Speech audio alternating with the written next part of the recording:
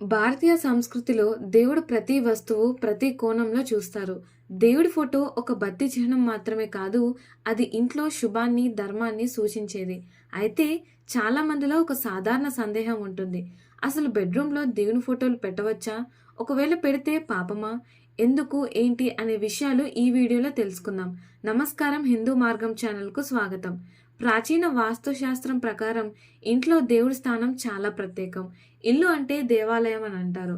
అందుకే ప్రతి ఇంట్లో ఒక పూజ కోణం ఉండేలా చేయాలని వాస్తు చెప్తుంది.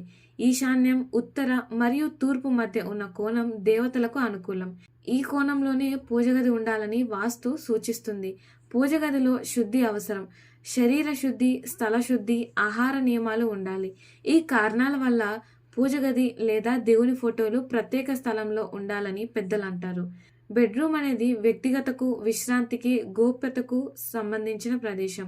కొన్ని ప్రధాన సాంప్రదాయాల కారణాల వల్ల పెద్దలు ఈ ప్రదేశంలో దేవుని చిత్రాలు పెట్టవద్దని సూచించేవారు. దాంపత్య జీవితం గోప్యమైనది.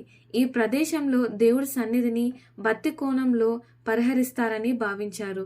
రాత్రి నిద్ర తర్వాత శరీరంలోని చెడు పదార్థాలు బయటకు వస్తాయని, అది దేవునికి శుభం కాదని నమ్మకం.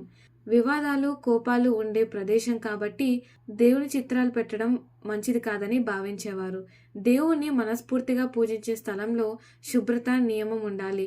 వేదాలు, ధర్మశాస్త్రాలు నేరుగా బెడ్రూమ్లో దేవుని ఫోటోలు పెట్టకూడదని చెప్పకపోయినా కొన్ని ప్రామాణిక ప్రిన్సిపల్స్ ఉన్నాయి.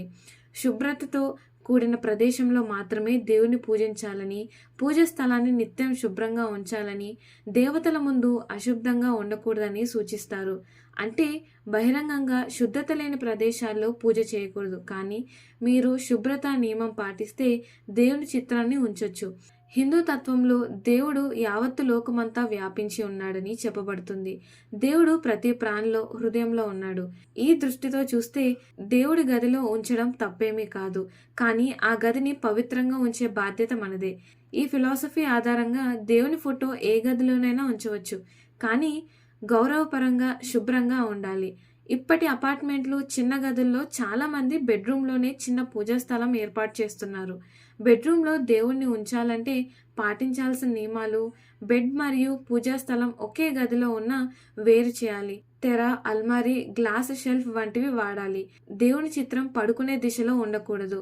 ముక్కు పడక ఎదురుగా కాకుండా ఉంచాలి. అర్ధరాత్రి శరీర సంబంధాల సమయంలో దేవుని ముఖాన్ని కప్పాలి. ఆ పరిమిత గౌరవం కనీసం అవసరం. పూజా స్థలం దానికి తగిన శుభ్రతతో ఉండాలి. దీనిని భయంతో కాకుండా భక్తితో పాటించాలి. వాస్తు శాస్త్రం ప్రకారం పూజ గది ఈశాన్యం, ఉత్తర, తూర్పు దిశల మధ్య, పడక గది దక్షిణ, పడమర లేదా పశ్చిమ ఉత్తమంలో ఉండాలి. ఈ రెండు దిశలు భిన్నమైనవి కాబట్టి వాస్తు దృష్టిలో దేవుణ్ణి బెడ్రూమ్లో ఉంచకూడదని చెప్తారు.